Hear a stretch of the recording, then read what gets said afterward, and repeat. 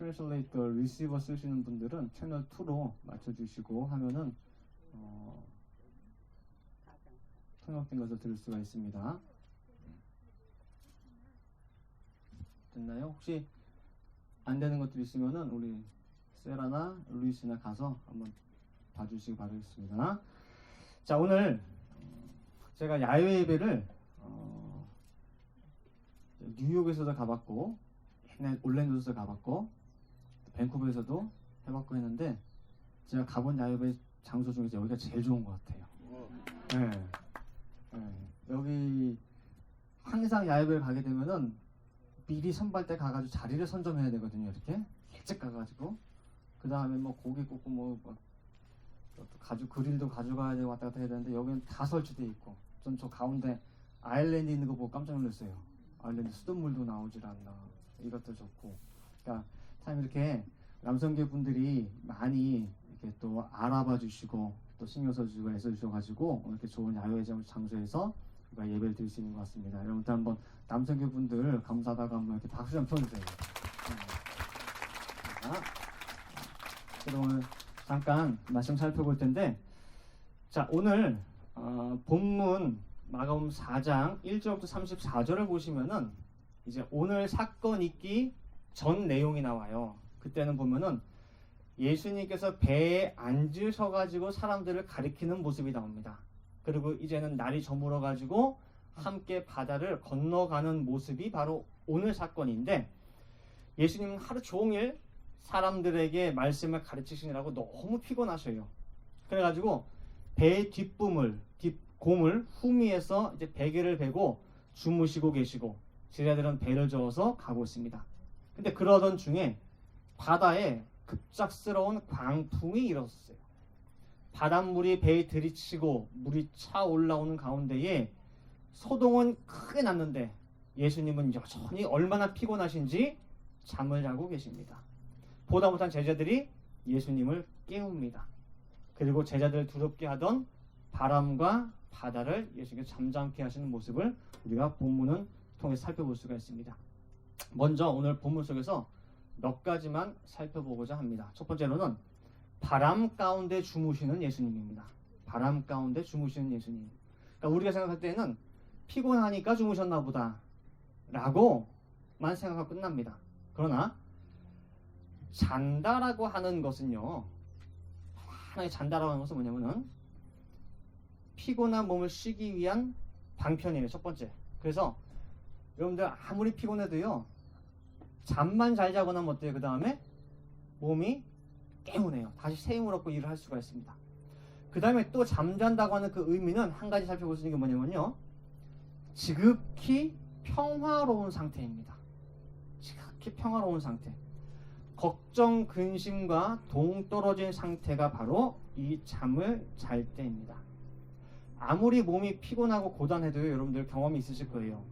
너무 피곤해서 누웠는데 잠은 안 와요. 왜? 머릿속에 생각이 많고 마음속에 걱정, 근심이 많을 때에는 몸이 피곤한 것과 별개로 잠을 잘 수가 없습니다. 심히 속이 복잡해요. 그래서 아이들 자는 거 가만히 보세요. 어린아이들, 아주 어린아이들 보면은 그 얼굴만 보고 있어도 뭐예요? 너무 좋아요. 그냥 조금 전까지도 장난치고 막 하다가 엄마 아빠한테 혼났어요. 그래서 막 한바탕 울었어요. 막 땡깡 부르고 울고 막 했다가 또 좀 있으면 또 뭐예요? 언제 그런 데 있으면 헤헤거려 막 또 뛰어다녀. 이제 그렇게 하루 종일 혼났다가 놀다가 이제 자는 애들 봐요. 그러면요, 저녁에 새근새근 자는 모습 보잖아요. 그럼 우리가 입으로만 얘기하는 그런 어떤 평화라고 하는 말 있죠. 평화라고 하는 말이요, 다른 곳에 있는 게 아니라 어디에 다 있어요? 애 얼굴 안에 다 있어요. 아, 평화가 있다고 한다면 이 모습이라는 것이 어린아이의 얼굴 속에 있습니다. 따라서 마음 가운데 걱정이 있고 근심이 있고 속상한 일이 있으면 잠을 잘 수가 없습니다. 이리 지쳐 저리 지쳐 혼자 막 흥분했다가 또 마음 가운데 열불도 났다가 막 떨다가 잠을 못 잡니다. 그런데 잠을 잔다고 하는 것은 지극한 평안의 상태를 나타냅니다. 따라서 오늘 본문에 나타나는 예수님은 바람이 불거나 말거나 평안하게 바람 가운데 잠을 주무시고 계십니다. 가지 많은 나무에 바람 잘 날 없다는 그 속담에서도 보여주듯이 항상 크고 작은 바람은 불고 그 바람에 휘둘리는 것이 우리 인생입니다.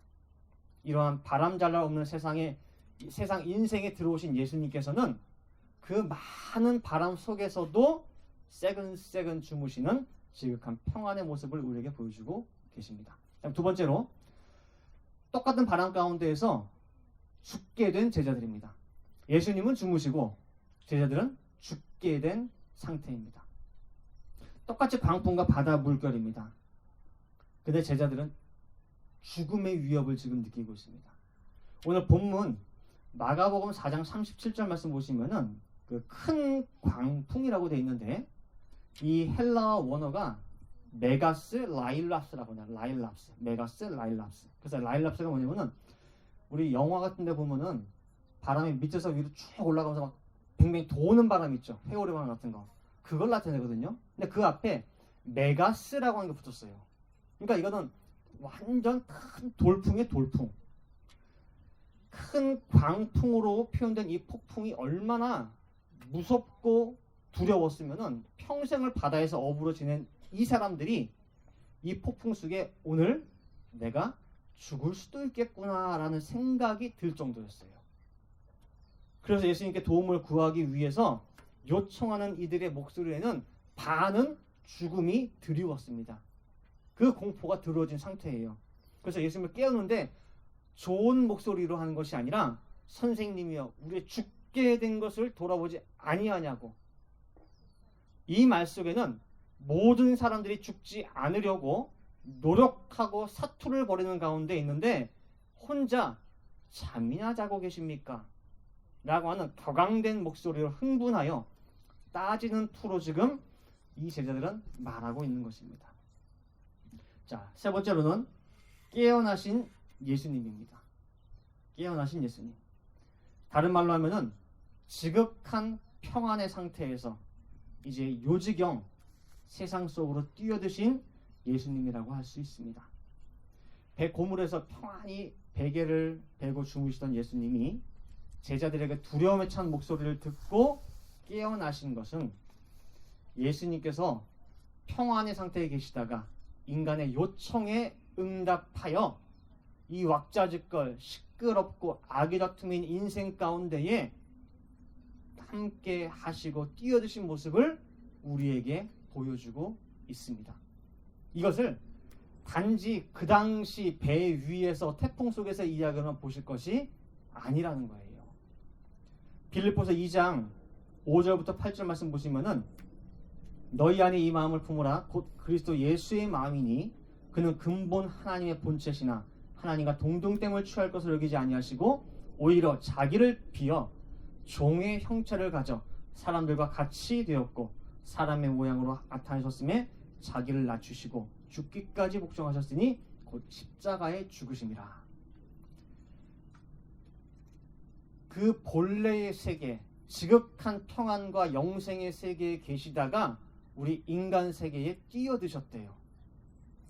바람 잘 날 없는, 밟고 밟히는, 사네 못 사네, 죽이네 살리네 라고 하는 그 인생들의 요지경 삶 가운데에 멀리 구만창천 하늘에서 구경만 하신 것이 아니라 함께 동참하시기 위해 이 땅에 내려오신 예수님의 모습을 오늘 우리 본문 속에서도 살펴볼 수가 있다는 것입니다. 그 다음에 네 번째로 저가 뉘기에입니다. 저가 뉘기에. 잠에서 깨어나셔서 평안의 상태에서 인생 요지경 속에 들어오신 예수님께서 제자들을 죽음의 문턱까지 몰고 간 바람과 바다를 향하여 꾸짖으시며 잠잠하라 말씀으로 명령하셨습니다. 이 명령 한마디에 방금 전까지도 사납게 으르렁거리던 그 바람과 바다가 잠잠해집니다. 그리고 제자들에게 하신 말씀이 어찌하여 이렇게 무서워하느냐, 그리고 너희가 어찌 믿음이 없느냐라고 하는 거예요. 이 말씀 속에는 뭐냐면은 무서워할 대상이 아닌 것을 가지고 왜 무서워하느냐? 걱정할 대상, 근심의 대상이 아닌 것을 가지고 왜 너희 인생들은 머리를 싸매고 걱정하고 근심하고 있느냐라는 책망의 말씀입니다. 여러분들 오늘 본문과 유사하게 마태복음 14장 22절에 보면은 베드로가 예수님, 무리로 걸으신 예수님을 향해서 저로 하여금 무리를 걷게 하소서라고 했죠. 예수님을 바라보고 갈 때는 걸어갔어요. 근데 갑자기 물에 푹 빠졌죠. 뭘 보고? 뭘 보고? 파도를 보고? 아니요, 바람이에요, 바람. 바람은, 자 그러면 바람은 눈에 보입니까? 근데 베드로는 어째서 바람을 보고 무서워 빠졌습니까? 보이지도 않는 바람을. 그죠? 바람은 허상입니다.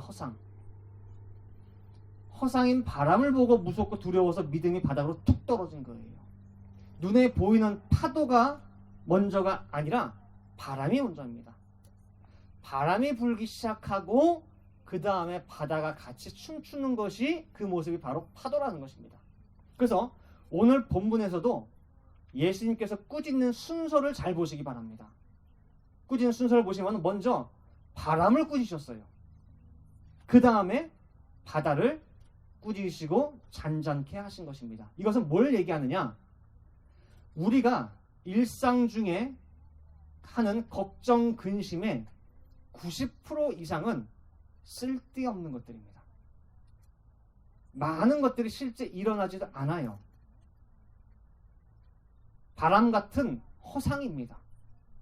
그런데 이 허상인 바람이 한번 마음속에 불기 시작하면은 걷잡을 수가 없이 커지게 되고, 허상이었던 그 바람이 실제로 뭘로 바뀌느냐?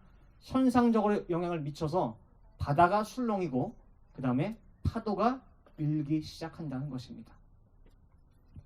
이러한 허상인 바람을 무서워하고 두려워 떨고 있는 제자들을 향하여, 그리고 베드로를 향하여, 그리고 우리를 향하여 공통적으로 하시는 말씀이 뭐냐? 너희가 어찌하여 믿음이 없느냐? 그렇게도 믿음이 없느냐? 있지도 않는 바람을 가지고 네 믿음이 뚝 떨어질 그 정도밖에 안 되느냐? 그 말입니다. 1년 365일 24시간 예수님과 함께 먹고 마시고 잠자고 동고동락 했건만 세상 말해서 서당계 3년이면 풍어를 입는다는데, 오늘 이 제자들이 받아든 성적표는 믿음 없음과 함께 또 한 가지가 뭐냐면은 저가 뉘기에입니다. 저가 뉘기에. 믿음 없음 플러스 저가 뉘기에예요. 그동안 숱한 말씀을 받고 예수님의 행하신 행적을 보았건만 깨달음과는 전혀 거리가 먼 저가 뉘기에라고 하는 불신과 무지의 쭉정이만 지금 잔뜩 맺고 있는 것입니다. 여러분, 이스라엘 백성들이 40년 동안 광야에서 만나 먹었죠. 먹고 죽으라고 준 양식이 아니라 먹고 살으라고 준 하늘 양식 만나인데, 결국 먹고 죽었습니까? 살았습니까? 죽었죠. 그 이유가 뭐라고 했죠? 만나 먹고 왜 죽었어요? 만나라서. 만나 먹고 왜 죽었냐 할 때에 만나기 때문에 죽었어요. 이유 아시죠? 뭐예요? 그렇죠. 이것이 무엇이냐예요. 10년 먹어도 이것이 무엇이냐, 20년 먹어도 이것이 무엇이냐, 40년째 먹어도 뭐예요? 이것이 무엇이냐예요. 그러니 만나의 속에 감춰지는 비밀과 뜻과 모든 걸 깨달은 상태입니까? 아니에요. 그러니까 죽은 거예요. 바람과 바다가 잠잠한 이 확실한 표적을 봤으면, 그 표적을 먹었으면 이제는 아하가 터져 나와야 되는데, 이분이 그분이구나 라고 손뼉 치면서 확실하게 뭔가 머릿속에 번쩍하는 그 순간이 와야 되는데, 하는 말이 뭡니까? 저가 뉘기에. 만나예요? 만나 아니에요? 만나는 what is it? 저가 뉘기에는 who is this예요. 똑같은 말이에요. 똑같은 말. 이것이 무엇이냐? 이 사람이 누구냐? 그 소리예요. 대체 이분이 누구냐? 아무리 확실한 표적을 보여도 여전히 깨닫지 못하고 만나 하고 있는 그 모습이 바로 이 제자들의 모습입니다. 예수님의 말씀 한마디에 모든 피조 세계는 다 잠잠하고 평안해졌으나 오직 한 군데 제자들의 마음만큼은 아직까지도 평정되지 못하고 생숭 바람과 파도가 일고 있습니다. 저가 누기에 대체 저 사람이 누구기에 아직도 만나에서 벗어나지 못하고 있는 이 제자들의 모습을 오늘 본문은 나타내주고 있습니다. 이제 결론 맺도록 하겠습니다. 광풍 속에 평안한 성도입니다. 결론적으로 본문에서 예수님이 바라시는 것은 뭐냐면은 바람과 바다가 예수님의 말씀 한마디에 잠잠하고 평안케 되었듯이 믿음을 통하여 예수님이 가지고 오신 이 지극한 평안의 세계가 제자들 마음 가운데, 즉 우리 마음 가운데에 이루어지게 되는 것이 바로 예수님의 바라시는 바입니다. 요한복음 14장 27절 말씀에 보시면은 요한복음 14장 27절에 평안을 너희에게 끼치노니 곧 나의 평안을 너희에게 주노라. 내가 너희에게 주는 것은 세상에 주는 것 같지 아니하니라. 너희는 마음에 근심도 말고 두려워하지도 말라. 분명히 예수님의 평안이 곧 각자 나의 평안이라 말씀하고 있습니다. 그렇기 때문에 마음에 근심도 말고요, 두려워하지도 말라는 거예요. 걱정, 근심, 광풍이 불고 바다 물결이 들이쳐도 두려워하지 말라는 거예요. 내 평안만 너희 속에 있으면 내가 그랬듯이 너희도 할 수 있다는 겁니다. 잘 보세요. 믿음이 없고요, 방금 말씀드린 예수님의 그 참 평안이 내 속에 없으면은요, 너희 안에 깃들지 못하면은 제자들처럼 매번 예수님을 깨우러 가야 됩니다. 자, 오늘은 예수님을 한번 깨워서 뭐예요? 잠잠케 했어요. 그럼 다음에 또 광풍이 불면 어떡할까요? 다음에 또 깨우러 가야겠죠. 그 다음에는 또 깨우러 가야겠죠. 그러면 우리 인생 삶 속에서, 내 삶 속에서 바람 부는 경우가 한두 번입니까? 그때마다 평안 가운데 계신 그 예수님을 매번 깨우러 갈 겁니까?